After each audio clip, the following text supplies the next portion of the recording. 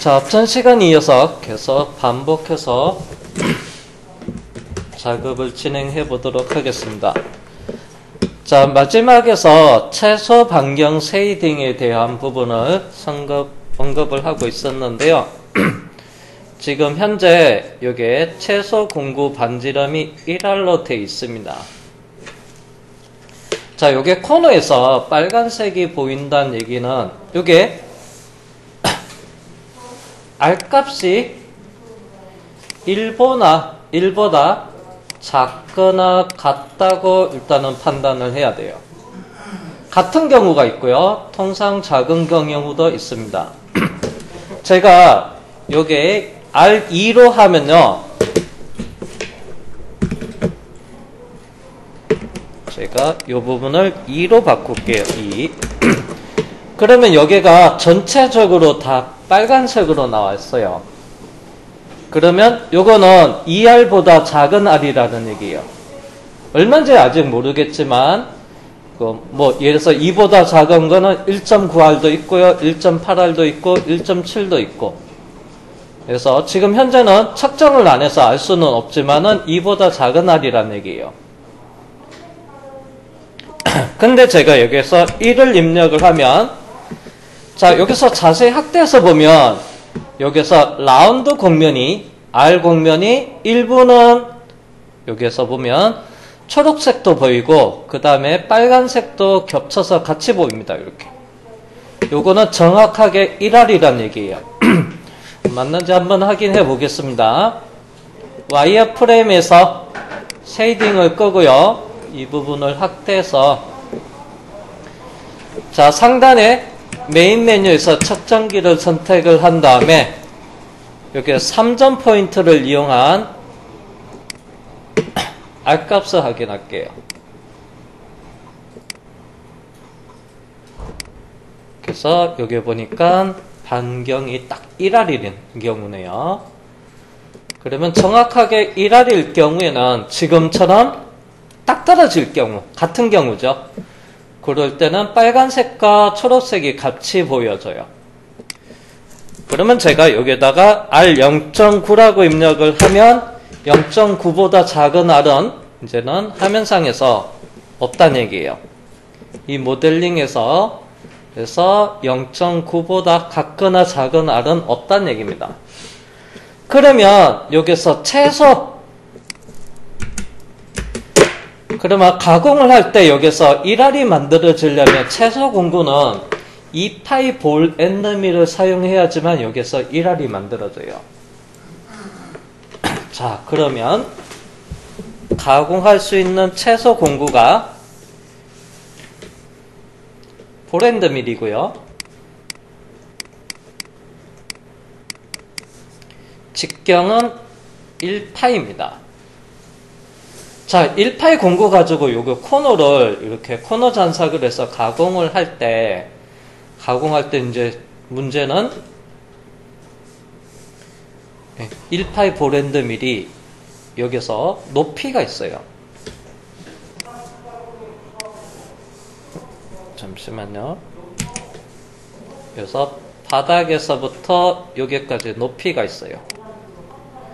자, 이 높이랑 이 높이 값이 있는데요. 1파이 공구가 여기서 지나갈 때 여기서 벽에서 충돌 발생되면 안 돼요.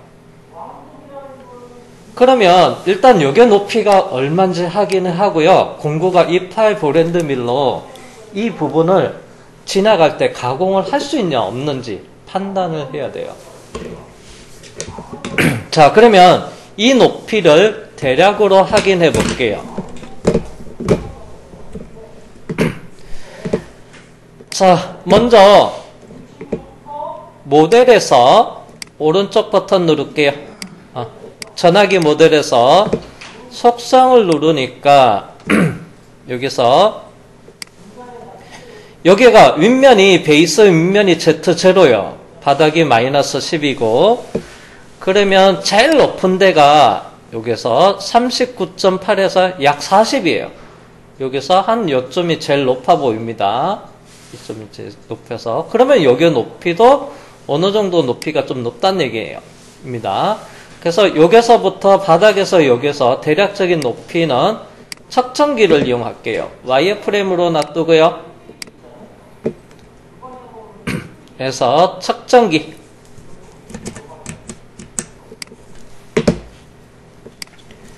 자, 그리고 나서 투정간 거리. 여기서 바닥에 알 있는 데서부터 위쪽에 알 있는 데까지. 대각선으로 대략적인 높이가 여기 보니까 38입니다. 위쪽이 39, 여기가 대략 38이에요. 자, 그러면 공구 카탈로그를 좀 볼게요. 그래서 카탈로그 보면 그래서 볼앤드밀이 있는데요. 이쪽에 볼앤드밀인데 날경이랑 자르경이랑 같은 스트레이트 엔드밀이 있고요. 그래서 스트레이트 엔드밀이 있습니다.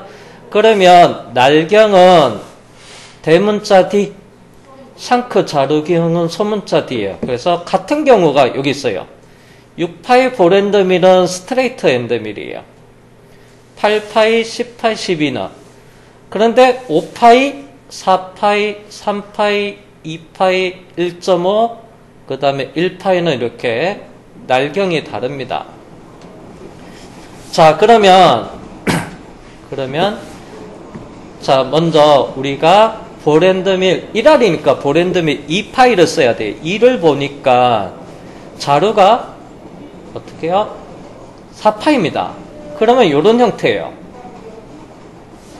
그래서 이 볼앤드밀 같은 경우는 이런 형태가 되는데, 요거 보면 기본적으로 이제 L, 날장을 보니까 기본 볼앤드밀 같은 경우는 2파이는 날장이 5mm 밖에 안 나와요. 그런데 지금처럼 그래서 요 부분을 목이라고 합니다. 목, 우리말로 목이라고 하는데 이 목 부분에 있는 여기에 L2라고 있어요. 이 목이 길게 나와 있는 것을 여기는 롱넥 볼이라고 되어 있어요. 또는 현장에서 리브 볼앤드밀이라고도 부릅니다. 그래서 리브 앤드밀이라고 해요. 그래서 유효장이 길게 나온 거.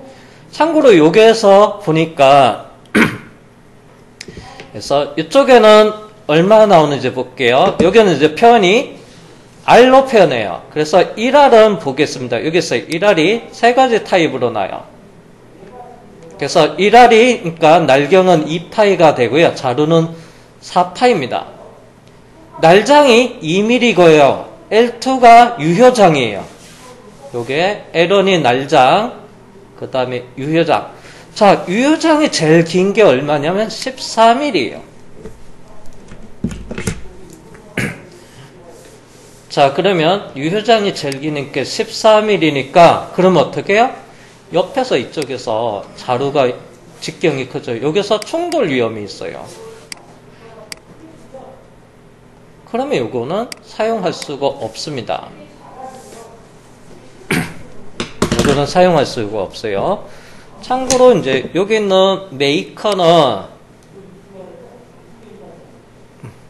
메이커 카탈로그인데요. 이렇게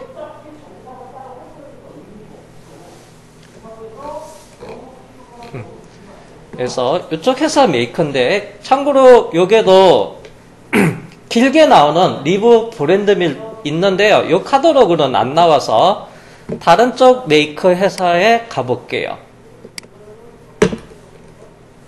그래서 다른 회사 메이커입니다.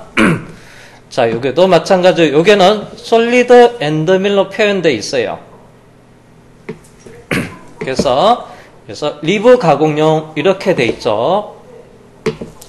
자, 그러면 이제 여기서 메이커도 보니까 먼저 D1 날경, 그 다음에 요게 R값은 해서 날경은 2파이가 되고 반지름이 1R로 돼야 되고요. 그 다음에 L1 날장이고요. L2 유효장이고요. 그 다음에 L3는 전장이에요. 자, 그러면 얘를 쭉 내려서 보니까 해서 직경 2파이를 볼게요. 여기 1.5가 있고 자, 여기 다음 페이지 넘어가네요. 여기 있습니다. 자, 그러면 그래서 2파이가 되고요. 그래서 반지름은 1알짜리입니다. 날장이 2mm가 되고요.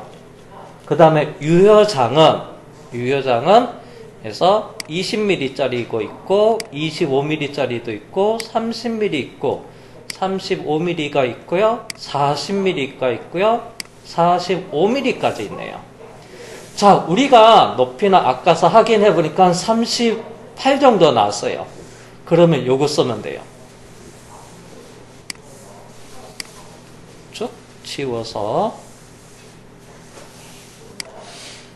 그거 쓰겠습니다. 이거. 그래서 이거 40mm짜리. 그리고 전장은 80mm가 돼요. 그래서 샹크경은 4파이가 되고요. 그래서 요거를 쓰면 그래서 가공이 가능해요. 가능합니다. 자, 그러면 요게 1알 작업이 가능합니다. 요게는 공구가 있어서 요게 가공이 가능합니다. 나머지는 R값이 크니까 문제가 없을 거예요. 자, 그러면 가공 여부 또 확인을 했습니다. 자, 컨트롤 3번 등각을 해놓고요. 자, 그러면 이제 본격적으로 일단 모델 점검 분석이 다 끝났고요. 그리고 좌표계 설정까지. 그래서 모델링 원점을 가공 원점으로 하기 위해서 이 모델을 이동을 이용해서 변환의 이동을 이용해서 위치 결정까지 해놨어요. 자, 그러면 이제 본격적으로 가공에 들어가겠습니다. 먼저 가공을 하기 전에 제일 첫 번째 해야 되는 것은 소재 정의. 여기서는 공작물 정의를 해야 되는데 블록 명령 아이콘을 선택을 하면 돼요. 자, 블록의 정의는 박스 형태가 있습니다. 선택하면 다른 형태의 소재도 정의를 할 수가 있는데요. 여기에는 사각 박스. 그래서 디폴트로 두고요. 자, 그리고 나서 여기 계산기 버튼을 누를 때 주의할 점이 있는데요. 그래서 대상 공면이 선택이 돼 있으면 안 돼요. 만약에 대상 공면은 선택되어 있을 때 모든 공면이 다 잡혀져 있으면 상관없어요. 그런데 예를 들어서 이렇게 면이 요거 하나만 잡혀져 있다. 그래서 여기 면이 하나 선택되어 있는 상태에서 계산기를 누르면 이 면에 대한 최소 최대값으로 기준을 해서 제가 와이어프레임으로 볼게요. 소재는 좀 투명도를 줄여가지고 이렇게 소재 영역은 요만큼 선택한 면의 최소 최대값 X 최소 최대 Y 최소 최대 Z 최소 최대값을 적용이 되면서 소재가 만들어져요. 만약에 면이 여기 있는 면이 선택되어 있다. 그러면 이 면에 계산기 누르면 어떻게 이 면에 최소 최대를 이용해서 소재가 정의돼요. 그래서 모든 공면이 다 선택되어 있거나 또는 그래서 선택이 안 돼 있어야 돼요. 자, 제가 그래서 배경을 클릭하면 선택 취소가 됩니다. 이 상태에서 계산기 버튼 누르면 그래서 모든 공면을 기준으로 해서 최소 최대값이 나요. 자, 먼저 X는 최소가 다 0이고 Y도 0이에요. Z는 베이스, 이게 사각 베이스 기준으로 해서 윗면이 Z0니까 베이스의 두께가 10mm짜리예요. 그래서 최소가 마이너스 10으로 나옵니다. 그 다음에 이제 블록의 크기는 이걸 보면 돼요. X 220에 Y가 180이고요. Z는 약 50입니다. 50이에요. 소수점이 나왔으니까. 자, 그러면 정면에서 바라볼게요. 그래서 컨트롤 2번 눌러서 정면에서 보면 자, 재료 투명도를 좀 주겠습니다. 모델 형상이 잘 보이게끔. 왼쪽으로 가면 투명도가 적용이 되고요. 오른쪽으로 가면 투명도가 없어지면서 불투명되면 모델 형상이 안 보여요. 이렇게 보면. 그래서 컨트롤 2번 정면에서 바라보고. 자, 그 다음에 여기서 투명도를 적용을 하면, 그래서 지금 흐릿하게 모델 형상이 보이는데요. 왼쪽으로 가면서 투명도가 많이 적용이 돼가지고 그 다음에 소재가 좀 흐릿하게 보고 형상은 잘 보입니다. 제일 처음 왼쪽으로 가면 이제 이거는 투명도가 그래서 최대로 돼서 그래서 소재 영역은 안 보입니다. 대신에 이제 소재 크기 외곽을 와이어 프레임으로 형태로 이렇게 파란색 선으로 입체사각형 형태로 이렇게 표현이 돼요. 투명도는 조금만 오른쪽으로 해놓고요. 다시 정면에서 볼게요. 컨트롤 2번. 그래서 얘를 3차원 가공해서 위에서 전화기 형상을 라운드져 있는 부분이 가공해서 맞춰줘야 돼요. 그러면 소재는 상단에 여유가 적용이 돼야 돼요. 자, 그러면 정치수가 되게끔 해서 여기다 플러스 영역이 최대 범위가 얼마야? 약 40mm입니다. 여기에다 여유 한 5 줘서 더블 클릭해서 45로 바꿀게요. 그러면 전체 재료 두께는 55T짜리 가지고 그래서 소재는 그래서 220에 180에 55T 가지고 소재 준비해서 가공을 하면 돼요. 그래서 상단의 여유를 약 5mm 줬습니다. 그리고 최종 확인. 그래서 컨트롤 3번 등각으로 해놓겠습니다. 자, 그러면 소재가 정의되어 있으면 이제 가공에 들어가야 되는데요. 그러면 이제 가공에 또 필요한 게 공구가 또 필요해요. 자, 공구. 자, 요게가 익스플로러, 탐색기 영역이라고 합니다. 그래서 카테고리에서 위에서부터 5번째 보면 공구라고 되어 있는데요. 여기서 오른쪽 버튼 누르고 팝업 창에서 공구 만들기를 이용을 하도 돼요. 또는 지금 여기서는 툴바가 공구 관련된 툴바가 없습니다. 또는 여기서 뷰 툴바에 공구를 선택을 한 다음에 공구 툴바를 이쪽에 만들어졌는데요. 여기서 공구 툴바에서 평행드밀 만들 건지 볼엔드밀 만들 건지 여기서 만들어도 돼요. 공구 툴바는 저는 X자 누르고 닫겠습니다.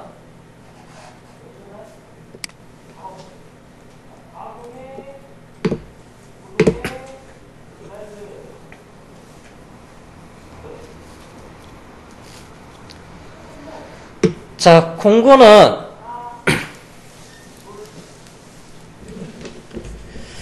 자, 저번 시간에는 우리가 가공을 할 때 제가 모델 분석을 할 때는 거명 기준으로 좀 설명을 했는데요. 그래서 저번 시간처럼 그래서 가공하는 제품에 대한 그래서 모급 제품이냐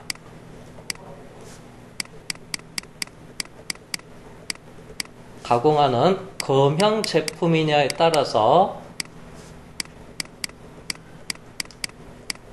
여기서 가공하는 이 소재에 대한 재질이 달라집니다. 그래서 검형 기준으로 하는 것을 가공은 조금 뒤에 다음 시간에 하기로 하고요. 저번 시간에 모급 제품을 기준으로 해서 3차원 가공을 좀 설명했어요. 그래서 오늘은 또 복습 자료도 만들어야 되니까 오늘은 이거 기준으로 할게요. 그러면 모급 제품이라는 것은 이제 가공할 소재에 대한 재질이 종류는 여러 가지가 있습니다. 뭐 아세탈도 있고요. 그 다음에 아크릴도 있고요. 그 다음에 MC 나일론도 있고요.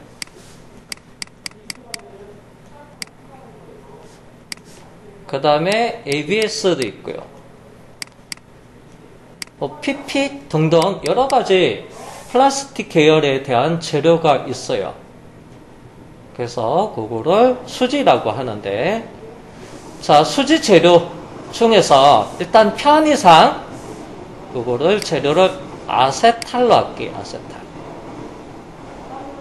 MC 나일론은 약간 재료가 묽어서, 그래서 가공할 때 특히 이제 절삭할 때 칩 배출이 용이하지만 공구 주변에 눌러붙어 있는 성질도 있습니다. 근데 얘에 비해서 아세탈은 조금 단단한 재질이에요. 그래서 여기서는 아세탈 기준으로 해서 작업을 할 거고요. 다음 시간에 이제 금형 제품에는 뭐 KP4 금형 재질에는 이런 재질도 있고요. 그 다음에 SM45C, 뭐 55C 탄소 강도 재료도 될 수도 있고요. 그래서 여러 가지가 있는데, 다음에는 금형 제품은 재질 KP4 기준으로 해서 가공하는 것도 살펴보기로 할게요. 그래서 오늘은 모급 제품 기준으로 해서 가공한다고 재질을 판단해서 아세탈로 해서 작업하는 것을 좀 살펴보도록 하겠습니다. 자, 그러면 공구 선장은 어떤 것을 사용하냐? 그래서 강에 비해서 수지는 절삭성이 좋아요. 그래서 절삭량을 좀 크게 가져가도 됩니다. 자, 그래서 공구를 어떤 것을 쓸 거냐면요. 항삭에서 사용하는 공구는 그래서 평엔드밀을 사용할게요. 그래서 공구에서 오른쪽 버튼 누르고 공구 만들기에서 엔드밀 선택을 하겠습니다. 자, 그러면 엔드밀에서 스크롤 쭉 내릴게요.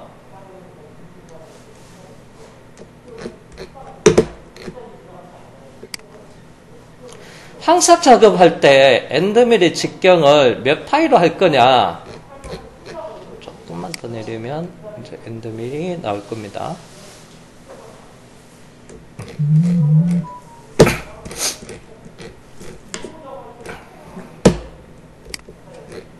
그래서 지금부터 나오는 게 이렇게 엔드밀 공구가 있어요.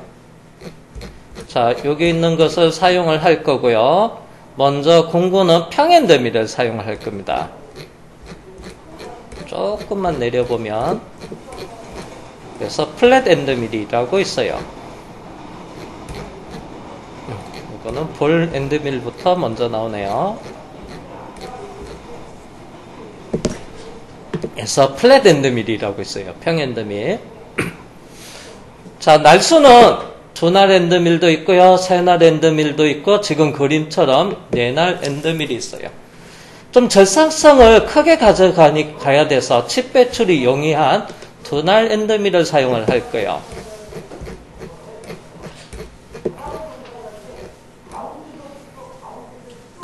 그래서 두날 엔드밀을 사용할 거고, 몇 파이 엔드밀을 사용을 할 거냐?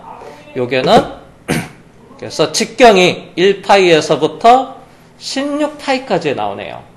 그래서 1파이에서부터 16파이 중에서 몇 파이를 사용을 할 거냐면 항삭 가공을 하고 나서 어느 정도 형상이 나와줘야 돼요. 자, 그러면 형상이 나와주려면 잠깐 이건 창 닫을게요. 자, 요게 전화기 모양을 보니까 가공을 할 때 포켓 형상이 있어요. 요게가 해서 수화기가 놓여지는 요게 포켓 형상, 요게 하나, 두 개 포켓 형상이 있고요. 그 다음에 이제 버튼이 들어가는 요게도 원형 포켓이 있어요. 자, 그러면 이 원형 포켓을 항상 가공을 할 때 대략적인 이 형상이 나오려면 공구가 요게 포켓 홀 크기를 알아야지만, 만약 요게가 가정에서 8파이 홀이라고 할게요. 그러면 16파이는 당연히 여기에 가공이 안 되겠죠. 그러면 여기가 8파이라고 가정했을 때는 공구는 6파이를 써야지만 여기서 이 형상이 나와줘요. 자, 그러면 공구 선정을 할 때 일단은 여기서 기준은 자, 소재 보이기 기능 클릭해서 숨겨 놓겠습니다. 자, 여기서 R값을, 여기서 직경을 좀 확인을 해야 돼요, 여기에서 몇 파이가 되는지. 자, 그러면 와이어프레임만 해놓고요. 쉐이딩 끄고, 여기서 직경이 몇인지 한번 확인해 볼게요. 자, 그러면 먼저 측정기에 들어가서, 여기 3점을 지나는, R값을 확인해도 되고요. 지름을 확인할 수도 있어요. 먼저 R값. 여기에 포인트를 이렇게 대략 클릭을 해보니까, 반경이 7R입니다. 그러면 지름으로 하면 당연히 해서 14파이가 되겠죠. 그래서 14파이입니다. 자, 여기 스트레스였는데요. 아까 여기서 쉐이딩으로 봤을 때 900각도 쉐이딩에서 봤을 때 여기서 노란색 영역으로 나왔어요. 그러면 여기가 수직하다고 보면 여기 R값이랑 위 R값은 같아야 되겠죠. 그래서 다시 3포인트를 해서 R값을 위쪽을 한번 잡아볼게요. 자, 이거 잡아보니까 딱 7R은 안 떨어졌는데요. 여기서 만분의 4 반올림에서 만분의 5 정도 오차는 있는데요. 요거는 곡면의 공차 때문에 그래요. 그래서 7R이라고 보면 돼요. 그러면 여기가 밑에 R값이랑 위에 R값이 같기 때문에 어떻게 해요? 여기 이 벽이 수직이라는 것을 또 확인이 가능하고 여기서. 자, 그러면 14파이니까 이게 14파이였죠. 그러면 공구는 14보다 작아야 돼요. 12파이는 조금 여유가 조금 많지는 않아요. 그러면 조금 여유를 주고 여기서 안에서 가공하려면 공구는 그래서 8파이나 10파이 정도 사용을 해줘야 돼요. 그래서 또 공구가 너무 작으면 가공하는 면적이 넓으니까 어떻게 해요? 툴패스 경로가 너무 길어요. 상황에 따라서 좀 여기서 14파인데 16파이로 항상 1차 작업을 하고 2차 10파이로 해가지고 2차 부분적으로 항장삭을 하고 그 다음 중삭 이렇게 들어가는 경우도 있어요. 근데 여기서는 그냥 한 번에 황삭 작업을 할 거예요. 여기서 14파이니까 공구는 여기서 가공을 하기 위해서 14파이보다 작은 공구를 생성을 할 거예요. 자, 그러면 여기에서 보면 10파이 플랫 엔드 밀이 있어요. 이걸 쓰겠습니다. 자, 날경은 10파이가 되고요. 그래서 자루경도 10파이니까 스트레이터 엔드 밀이고요. 날장이 25mm가 되고요. 전장이 75mm입니다. 자, 그러면 이걸 세팅을 해볼게요.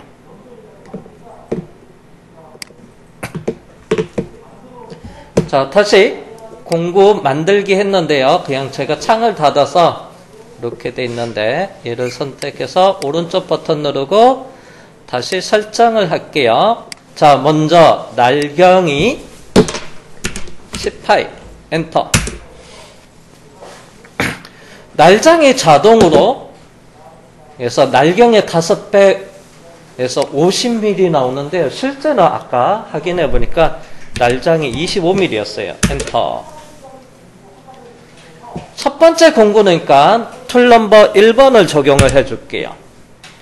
그리고 날수는 두날 엔드 밀이었어요. 그래서 날수 2.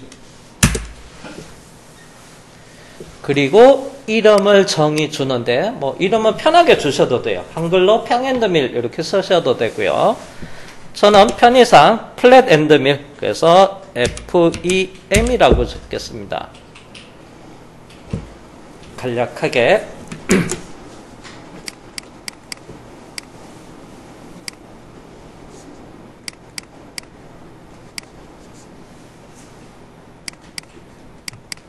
그래서 플랫 엔드 밀에서 플랫의 F 엔드 밀에서 E 대문자로해서 FEM 이렇게 적겠습니다.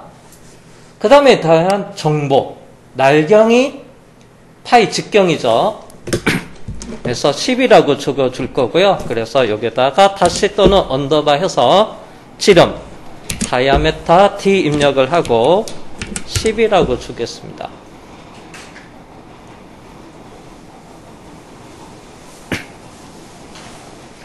날장만 입력을 하겠다 하면 여기다가 L25 이렇게 써주셔도 되고요. 전장은 굳이 안 하겠습니다. 날장 25라고 했죠. 그럼 이렇게 L25. 요거는 뭐 날장은 생략해도 되고, 또 메이커에 따라서 날장이 꼭 25mm는 아닐 수도 있어요. 그래서 날장은 생략할게요. 자, 그 다음에 두 번째는 샹크 자르 부분은 결정해야 돼요. 샹크 들어가서, 자, 그리고 더하기 버튼 에서 샹크 구성 요소 추가를 아이콘을 클릭합니다. 날경이 10이니까 기본적으로 이렇게 하단 지름, 상단 지름이 10이 나와요. 그래서 전장이 아까 75mm였어요. 자, 18 엔드, 75mm, 18 플랫 엔드밀이 전장이 75mm였습니다. 그러면 여기의 길이는 전체 75에서, 그래서 아까 날장 25mm라, 위치를 잘못해버렸구나.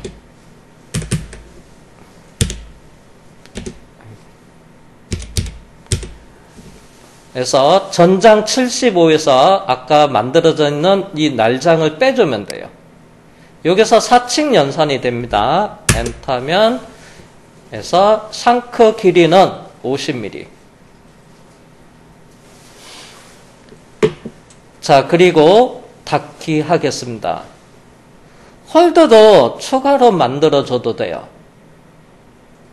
홀더도 추가로 만들어졌는데, 이 홀더는 제가 임의대로 홀더를 하나 만들어 볼게요. 그냥 정확하게는 안 하겠습니다. 그냥 임의대로 할게요. 자, 홀더 생성. 그래서 홀더 이름은 그냥 디폴트로 1로 두고요. 옆에다가 플러스 버튼 눌러서 먼저 홀더의 직경은, 자, 밀링척에서 가공을 하겠다 해서 밀링척은 이제 홀더가 좀 커요. 그 다음에 설림척은 좀 홀더 직경이 작기도 하는데, 자, 하단 지름은 제가 80이라고 입력할게요.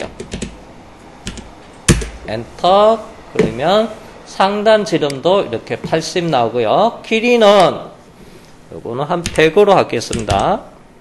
100 말고 100.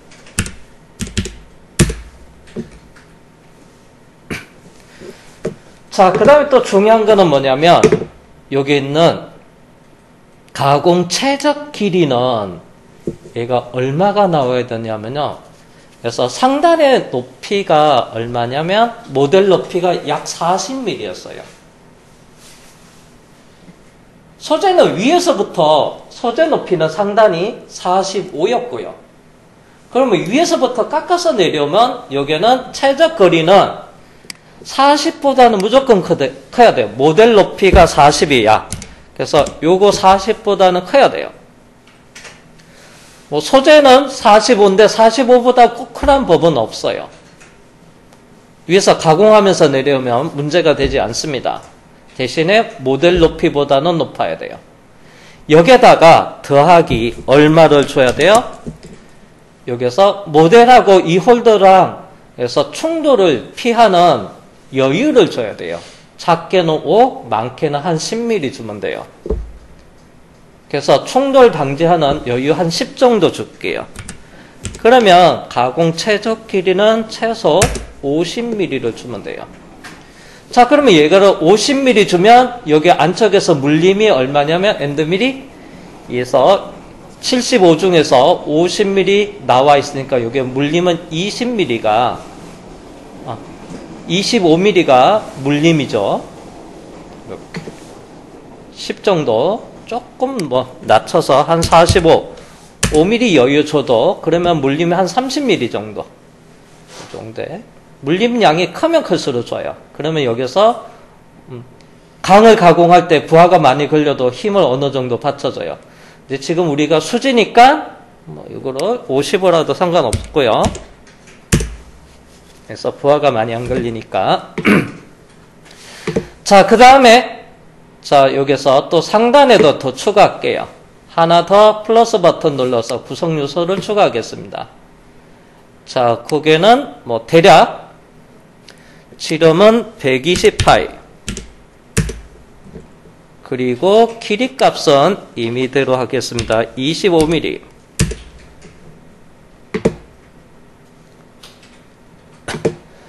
자, 그 다음에 또 더하기 추가를 해주겠습니다.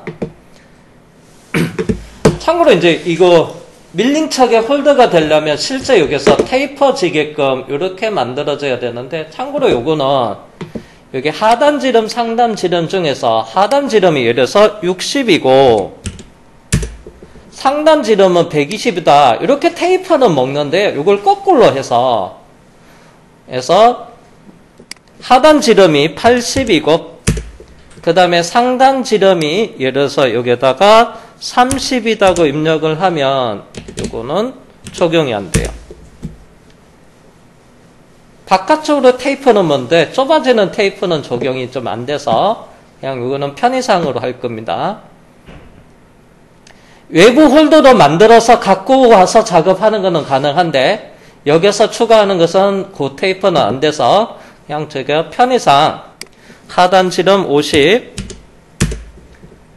이렇게 상단도 50 해서 길이는 뭐 여유있게 일단 40으로 해 놓을게요. 일단 편의상 이렇게 대략적인 홀더 모양을 만들었어요. 그래서 이름은 그냥 디폴트 1 놔둘게요. 자, 그리고 최종 닫기를 누르겠습니다. 자, 컨트롤 3번 등각 보기를 하고요.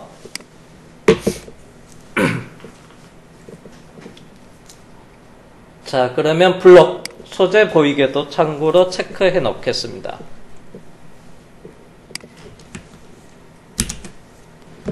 자, 항상용 공구는 지금 이렇게 준비가 되어 있습니다.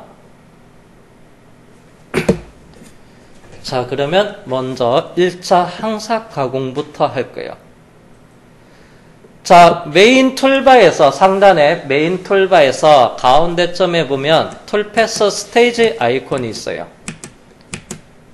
그래서 툴패스 스테이지 아이콘을 눌러서 가공해서 항삭 모델이 있고 그 다음에 2.5D 항삭이 있고요. 그 다음에 정삭이 이렇게 종류가 있는데 먼저 첫 번째 항삭 모델을 선택을 합니다. 항삭에는 일반 항삭이 있고요. 그리고 플랜지 밀링도 있습니다. 그리고 슬라이스 항삭도 있고, 그래서 코너 항삭은 이건 항삭 개념이 아닙니다. 그래서 여기서는 항삭, 황장삭도 항삭은 아니고요. 제가 아까 예를 들어서 항삭용 공구를 16파이 큰 거로 1차 항삭을 한 다음에 그러면 16파이 쓰면 여기에 가공이 안 되겠죠. 그리고 좀 더 작은 공구로 항삭을 한 다음에 다시 나머지 재항삭을 할 때 쓰는 게 황장삭이에요. 나중에 금형 기준으로 해서는 그 방법도 설명할 거예요. 그래서 여기서는 그냥 황삭을 선택을 하겠습니다. 자, 그런 다음에 확인을 하고요. 자, 앞에서 일단 사용을 해봤는데요. 일단 그것도 조금 복습 자료도 만들어야 돼서, 그래서 항삭의 스타일, 이를 먼저 라스터 가공으로 작업을 해볼게요. 항삭의 스타일은 라스터를 할게요.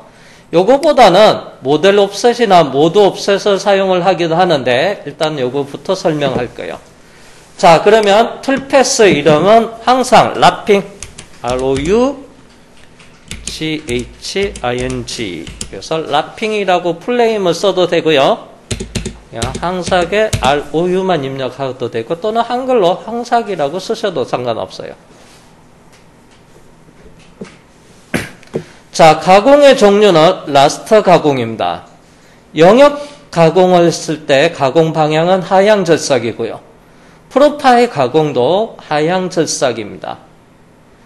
프로파일 가공은 여기 보면 형상에서 여기 원형 형상이 있는데 이 원형 형상으로 바깥에 여기 있는 그래서 툴패스가 있는데 이 초록색이 툴패스예요. 원형 형상의 원형 형상으로 만들어졌어요. 이게 프로파일 가공이에요. 영역은 어떻게 해요? 라스터는 툴패스가 평행하게 만들어져요. 여기 있는 직선으로. 요게 영역 부분 툴패스 부분이에요. 그래서 가공 방향에 보면 그래서 영역은 이 원형 형상이랑 바깥의 사각형 기준으로 해서 이 사이 영역을 가공하는 게 영역이에요. 그리고 프로파일은 이 형상 기준으로 해서 바깥의 툴패스가 옵셋되면서 하나 만들어지는 게 이게 파란색 여기가 프로파일 가공이에요. 하향 절삭 얘를 원형 형상 기준으로 해서 시계 방향으로 돌 거냐 반시계 방향으로 돌 거냐 그래서 상향 하향 결정이 돼요.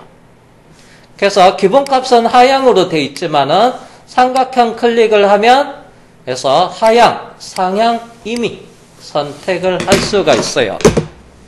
그러면 디폴트는 하향인데 클릭을 해보니까 상향 절삭 또는 임의 가공. 그래서 임의 가공으로 가니까 양방향 가공이에요. 그래서 경우에 따라서 상향 절삭이 번갈아 가면서 특히 영역에서는 임의. 프로파일에서는 상향 또는 하향 요거밖에 없어요. 임의가 없어요. 근데 이 영역에는 실제는 임의 가공해서 여기 이렇게 가면서 하향, 상향이 동시에서 먹게 해서 작업을 할 수가 있어요. 번갈아 가면서 작업되는 게 임의예요. 양방향 가공입니다.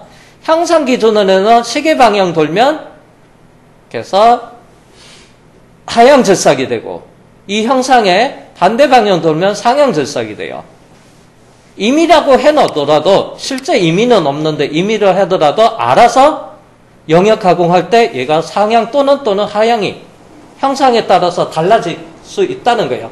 이 형상 하나만 보는 게 아니고요. 깊이로 내려갈수도 3차원 형상이 아래로 내려갔을 때 위에는 상향으로 돌았다가 그 다음 내려갈 때는 하향으로 돌아갔다 할 수도 있어요. 그게 임의예요.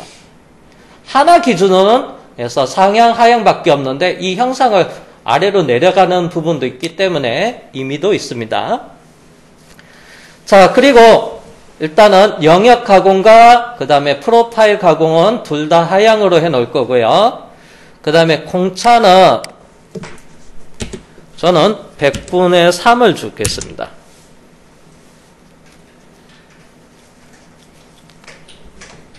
자, 그 다음에 가공 여유를 줄 거예요. 가공 여유는 0.1을 주고 전체 형상에서부터 0.1을 해서 여유를 남겨놓고 1차 향사 가공을 하겠다는 얘기예요. 자, 그리고 스텝 오버랑 스텝 다운을 줘야 돼요.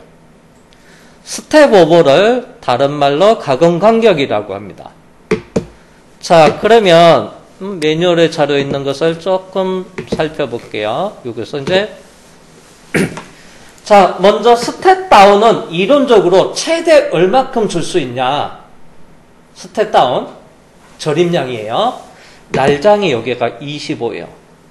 25보다 크게 줄 수는 없어요. 절삭 깊이로. 그러면 여기서 날이 없는 부분에서 가공이 되면 여기서는 아무리 플라스틱이라도 절삭이 안 깎기 때문에 밀리면서 여기서 충돌이 발생돼요. 마찰해서 날이 없는 데서 밀고 지나가면요, 여기서 부딪혀가지고 그냥 수지가 열이 발생돼서 녹아서 어떻게 해요? 그냥 공구 엔드밀도 부러져요.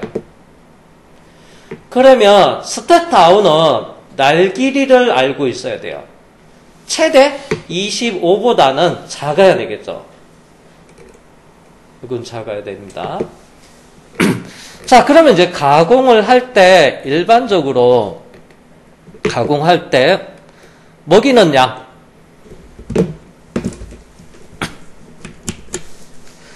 자, 가공을 할 때 기준은 청명 가공이 있어요. 그 다음에 여기는 없는데 깊이 가공도 있고 청명 가공이 있습니다. 가공은. 자, 청명 가공 같은 경우는 절임량을 높이를 크게 가져가고 공구 직경보다 같거나 커도 돼요. 그리고 여기 있는 절삭폭을 작게 가져가서 뭐 이론적으로 날 길이가 25니까 깊이를 20mm씩 하면서 옆에는 어떻게 뭐 2, 3mm씩 조금씩 먹여서 작업을 하도 상관없어요. 근데 이제 3차원의 형상에서는 그런 방법 스타일은 안 써요. 2D 같은 경우는 이 방법도 많이 써요. 왜냐하면 척벽이 스트레이트니까. 근데 3차원은 이 청명 가공을 많이 안 씁니다. 그러면 어떤 방법을 쓰냐? 그래서 깊이 가공 방법을 씁니다. 처리 기준, 이게 그림이, 여기는, 안 나왔네요. 자, 그러면, 여기 볼게요. 제가 이 형상을 이렇게 내려놓고, 정면 보겠습니다. 컨트롤 2번. 자, 여기서 설명을 할게요.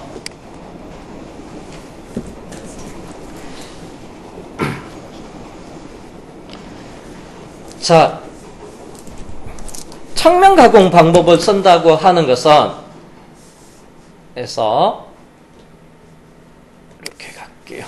여기서 깊이가 깊고,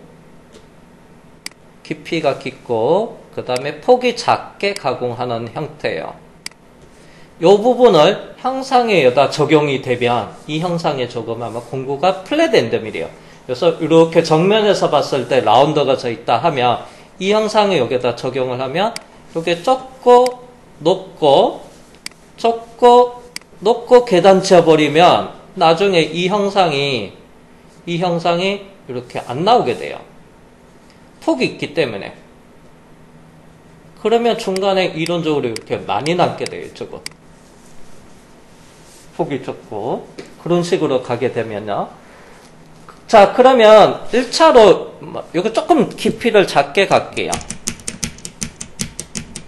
여건 조금 줄여봅시다. 요 정도 하고 이렇게 갈게요. 자, 이런 형태로 간다. 그러면 요 깊이대로 일단은 요 깊이대로 요 정도까지는 되고요. 그러면 옆에서 오면 이 부분 다 깎게요. 여기는 다 날라가고 요 깊이가 대략 요 정도다 하면 그 다음부터는 여기서는 아예 가공을 못해요. 깊이가 안 되면 여기는 그대로 남고요. 그 다음에 요 깊이대로 그 다음에 또 옆에서 이렇게 그려볼게요. 한 대략 이 정도 돼 보이네요. 이 정도 되고 이렇게 되면 살짝 비슷하다고 보면 그 다음에 2차 여기서 청면 가공이 되고 그 다음에 또 여기는 또 남게 돼요. 여기 또 미절삭이 발생돼요. 자, 그 다음에 또 요 깊이가 이렇게 내려와서 그러면 또 요만큼 또 내려간다고 볼게요. 그러면 여기서 또 이렇게 수직하게 되면 요게 또 깎인다 하면 그 다음에 또 여기가 미절삭이 발생이 돼요. 자, 그 다음에 이제 여기서 이만큼이 깎이고 그러면 여기도 다 절삭이 이루어져요. 여기는 상관없어요. 테이퍼졌기 때문에 많이 남지는 않습니다. 문제는 여기 완만한 구간에서 이렇게 중간중간에 요 높이 기준으로 측면에 옆에서 쭉 들어오면서 이 깊이가 크면 클수록 중간에 이렇게 미절삭이 많이 생겨요. 그래서 이 제품 자체가 옆으로 넓고요. 그 다음에 그래서 형상은 높이는 좀 작아요. 그래서 측면 가공 스타일이 아닌 깊이 가공 스타일로 가야 돼요. 그러면 그 스타일은 또 어떻게 하냐? 그래서 요거 기준에서 폭은 넓게 갑니다. 제가 요게 엔드밀을 그냥 여기서 한번 이렇게 그려볼게요. 노란색 부분, 여기서 초록색 부분 이렇게 엔드밀이라고 보고 자, 그러면 두 번째는 이렇게 가야 돼요. 자, 여기서 절삭폭을 크게 가져갈 겁니다. 절삭폭을 크게 가져가고 깊이는 조금 작게 가져갈 거예요. 그래서 앞에 스타일은 절삭 깊이가 커요. 대신에 절삭폭은 작은 형태예요. 자, 요거는 두 번째는 어떻게 해요? 절삭폭은 크게 가져가고 절삭 깊이가 작아요. 자, 그러면 요걸로 하면 어떻게 해요? 요 높이가 작아져요. 작아지면 중간에 요게만큼 나눠지면서 요게 날아가고, 요 부분이 나중에 보면 좀 작아집니다. 요건 이제 그림으로 안 그리고 실제 가공을 하면서 결정을 할게요. 요건 제가 가공을 하고 나서 형상을 한번 대략으로 이렇게 나오는지 모양을 좀 보겠습니다. 자, 그러면 요거를 제가 그냥 편의상 W로 표현하고요. 그리고 그 다음에 요거를 H로 표기할게요. W는 절삭폭, 또는 가공 간격, 파워밀에서는 요거는 스텝 오버,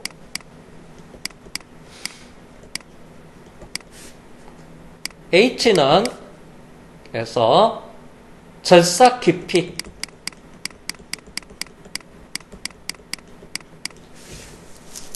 라고 하겠습니다. 자, 그러면 이 W는 주의할 점이 뭐냐? 공구 직경보다는 작아야 돼요. 같아도 안 됩니다. 주의할 것은. W는 공구 날경보다는 무조건 작아야 돼요. 그래서 W가 커야 돼요. 날경이 작아야 돼요. 그래서 얼마 정도 할 거냐면요. 요거 100% 기준으로 해서 70%만 사용할게요. 뭐 경우에 따라서 60%에서 많게는 80%까지 줄 수는 있어요. 깊이 H도 그래서 얘도 깊이가 뭐 공구 직경보다 해서 작게 하겠습니다. 이거 거꾸로 했나가 보다. 이거 거꾸로 그렸네요. 작아야 되니까.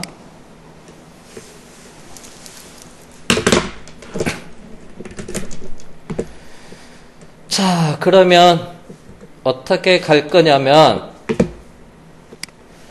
자, 가공 간격은 공구 직경에서 70% 정도 줄게요. 70. 반경보다는 커요. 반경보다는 크게끔. 그러면 공구가 우리가 아까 10파이 만들었죠. 그러면 70%면 7mm네요. 그 다음에 그래서 스텝다운 절삭 깊이는 공구 직경보다 작게 하겠습니다. 얼마 정도 작게 할 거냐면요. 2분의 1D로 할게요. 2분의 1D. 그러면 공구 직경의 반. 그러면 5mm로 갈게요. 5mm 가겠습니다.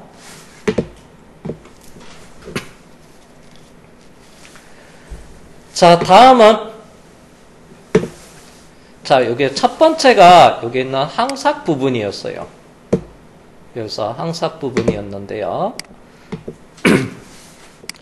자, 먼저 여기 있는 좌표계는 따로 우리가 추가로 만들지 않았기 때문에 카테고리에서 항삭 카테고리에서 제일 상단에 보면 자급 좌표계라고 있어요. 여기는 선택할 게 없습니다. 이럴 경우에는 그래서 모델링 원점을 기준으로 해서 좌표계 G코드가 생성이 된다는 거. 자, 그 다음에 블록은 앞에서 만든 요게 블록이 이렇게 정의되어 있어요. 확인만 하면 되고, 그 다음에 공구는 그래서 방금 전에 만들었는 거 요거 있죠. 플랜랜드 및 18 이름이 이렇게 선택이 돼 있어요. 요거는 점검만 한 겁니다. 자, 제한은 바운드리를 설정을 할 때 제한을 쓰는 거예요.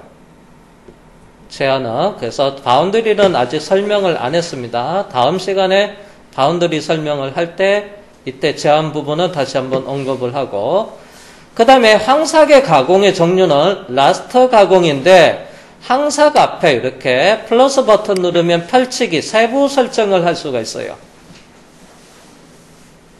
라스터 가공의 세부 설정이 있는데요.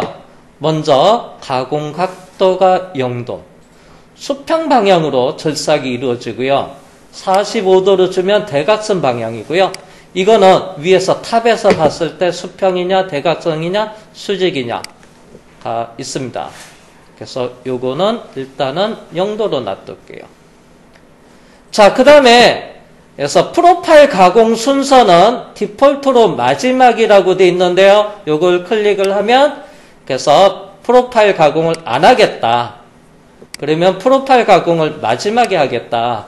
프로파일 가공을 처음에 작업을 해서 영역 가공을 하겠다. 그래서 프로파일을 자동으로 하겠다가 있는데 먼저 안함으로 해볼게요. 프로파일 가공을 안 하겠다. 그러면 이게 하향 절삭의 의미가 없는 거죠. 안함으로 하고 마지막으로 하고 그 다음에 처음에 해보고 그 다음에 자동으로 하면서 프로파일에 대한 부분을 모의 가공을 하면서 설명을 하도록 하겠습니다. 여기서는 없음. 자, 그리고 나서 쭉 내려와서요. 급속 이속 높이라는 부분이 있어요. 여기서는 안전 높이를 설정을 하고요. 그 다음에 가공이 시작되는 높이 설정하는 곳이에요. 자, 먼저 자, 우리는 좌표계를 따로 안 만들었으니까 여기서 설정할 건 없습니다. 안전 영역은 평면을 기준으로 해서 만들어지고요. 자, 여기서 급속 높이하고 플랜지 높이라고 있는데 이 부분을 값을 넣지 말고요. 그래서 항삭 플랜지랑 급속 이속 높이 여유를 제가 항삭 플랜지는 5mm라 하고요. 급속 이속 여유를 일단은 10으로 적용을 한 다음에 계산기 버튼을 누르기 전에 자, 여기 좀 볼게요. 소재 제가 블록을 정의를 해놨습니다.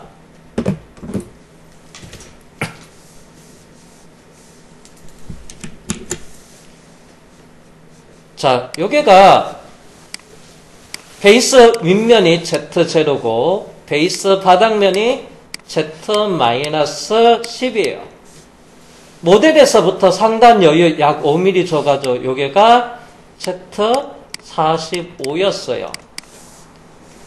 자, 그러면 여기서 플랜지 높이 5, 그 다음에 급속 높이 15를 누르고 계산기를 딱 누르면 플랜지 높이는 재료 상단 45 기준으로 해서 5가 더해주면 여기에 50이 들어갈 거고 그리고 여기에서는 더 10이 더 추가가 돼요. 맞는지 한번 봅시다. 여기 50이 바뀌는지 볼게요. 자, 그런 다음에 이게 안 먹네? 키가 잠시만요. 오류가 났나? 자, 계산기 버튼 누를게요. 자, 그러면 자동으로 5가 추가되고 이 플랜지 높이 기준으로 해서 자동으로 10mm가 추가됐어요. 자, 그러면 제가 이걸 정면에서 바라볼게요. 컨트롤 2번.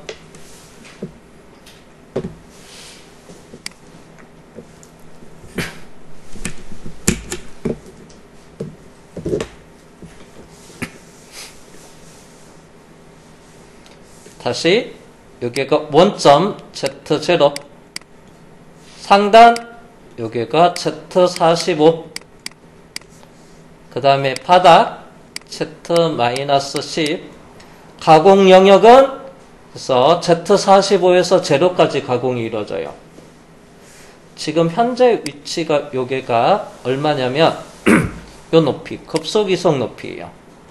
여기가 얼마냐면 Z60이고요. 요 높이가 안전 높이가 돼요. 급속 이속 높이 여기서 가공이 시작이 되고 그 다음에 여기서 점프가 이루어져요. 급속 이속 높이라는 것은 점프 위치를 나타내요. 그 다음에 플랜지 높이가 여기서부터 가운데가 하나 더 있겠죠. 여기가 Z 50 되는 지점입니다. 그러면 여기서 안전 높이에서부터 여기까지는 G00으로 오고요. 그리고 Z50에서부터 절삭 G01로 아래쪽으로 내려와요. 그리고 깊이 결정하면서 옆으로 움직이면서 가공이 이루어집니다. 그래서 이 플랜지 높이가 여기서부터 G01이 발생이 돼요. Z쪽으로 내려가는 게. 그래서 G01은 절삭 이송이고요. 그래서 다른 말로 가공 시작 높이라고도 해요. 플랜지 높이를 가공 시작 높이.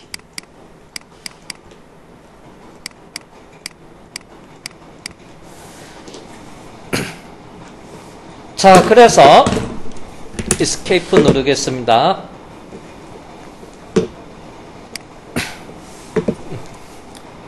자, 플랜지 항삭과 급속 이송 여유를 계산기 누르면 이 소재 블록 소재 상단을 기준으로 해서 자동으로 요게 높이가 결정이 된다는 거.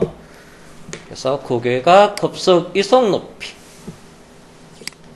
안전 높이랑 점프 높이랑 가공 시작 높이를 결정하는 것입니다. 리드링크는 지금은 생략을 하고 건너뛰겠습니다. 그리고 출발점 정의하는 거예요. 자, 시작점이라고 돼 있는데요. 시작점은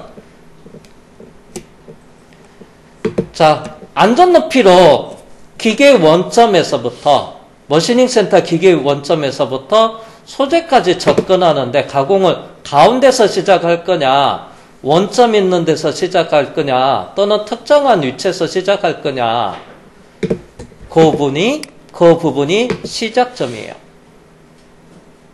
자, 방법에는 기본값이 블록의 중심점과 안전 높이. 그래서 이 상단에서 보면 위에서 탑에서 봤을 때는 이 모델의 이 사각형의 정중앙.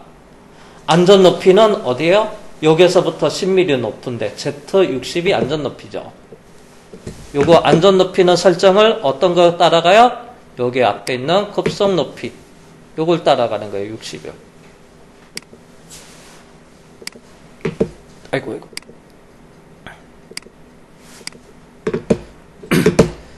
자, 그 다음에 또 출발점을 클릭해서 시작점과 안전 높이로 하도 돼요. 시작점은 모델링 원점, 공작물 좌표계도 연결합니다. 가공 원점에서부터 안전 높이, X0, Y0, Z는 안전 높이 60이 되고요. 여기서 출발이 이루어져요. 그러면 머시닝 센터 기계 원점에서부터 G00으로 여기까지 오고 여기서부터 절삭이 이루어진다. 이게 시작점이 가공 출발점 정하는 거예요. 삼각형 클릭을 하고 나서 시작점을 클릭을 해보니까 여기는 시작점은 어디요? 모델링 원점, 좌표계 원점, X0, Y0, Z0. 그러면 기계 원점에서 여기까지 G00으로 다이렉트로 오면 얘는 때려 박습니다. 자, 가공 원점이 소재 상단에서부터 특정한 위치에 떨어져 있다. 그러면 상관없는데 이걸 쓰면 되는데, 참고로 여기서는 이걸 쓰면 절대로 안 돼요. 그냥 기계 원점에서 출발점까지 G00으로 와요. 그냥 쿵 때려 박습니다. 상단에 있다 하더라도 윗면에 터치하더라도 때려 박아요. 그래서 시작점은 잘 안 씁니다. 상단에서부터 여기 위치에다가 원점이 있다. 그럼 또 상관없긴 하는데 여기서는 시작점을 사용할 수 없어요. 나는 가공을 여기서 하고 싶어요. 이쪽에서. X 120에 Y가 아까 90이었던가요? 나는 이점에서 가공을 하고 싶어요. 그러니까 안전 높이도 여유있게 한 Z100에서 하고 싶어. 이럴 때 이제 사용하는 게 뭐냐면 절대값으로 해서 사용자가 모델링 원점에서부터 X는 120 입력할게요. 엔터. 최소 최대가 120이었으니까 길이는 240이네요. 240. y는 아까 최소 240이 아니구나. 220이었네. 220. y는 90에 90이었으니까 180이나요? 180. 그리고 안전 높이는 사용자가 정해주면 돼요. 60을 사용해도 되고 좀 여유있게 Z100으로 하겠다. 이렇게 100을 입력해서 출발점은 여기서 정의해도 돼요. 그러면 기계 원점에서부터 G00으로 여기까지 안전 높이에 와서 여기서부터 그래서 가공 시작된 위치까지 급속으로 간 다음에 작업이 이루어집니다. 그래서 절대값은 사용자가 모델링 원점을 기준으로 해서 특정한 위치에다가 해서 정해놓고 시작을 할 수가 있어요. 여기서는 블록의 디폴트 중심점과 안전 높이를 해볼게요.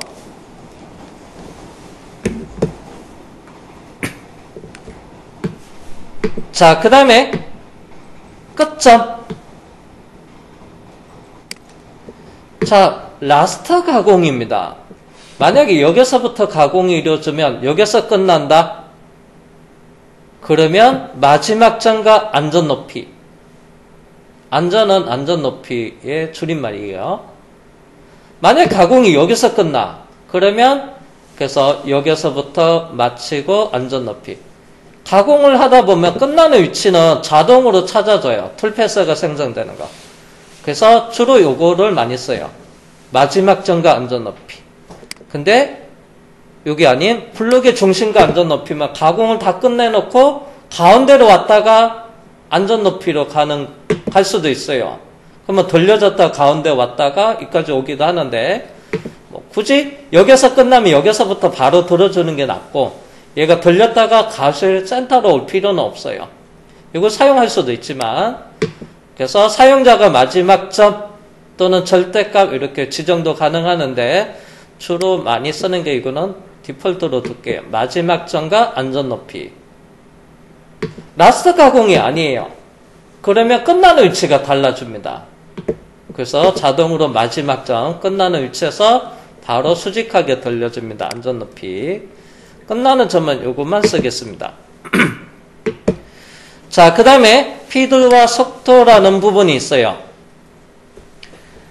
그래서 피드와 속도라는 부분에서 임의대로 회전수, 스핀들, 그 다음에 절삭 피드, 플랜지 피드, 그 다음에 스킨 피드 값을 제가 임의대로 주겠습니다. 회전수는 5000rpm에 절삭 피드는 2000, 플랜지 피드는 600, 그 다음에 스킨 피드는 8000, 그리고 요거는 툴패스가 만들어지면서 다시 한번 설명을 할게요. 자, 그리고 나서 툴패스 계산 생성을 하기 위해서 계산 버튼 누르면 툴패스가 쭉 만들어지는데 주의 메시지 하나는 떴어요. 그냥 확인을 하겠습니다.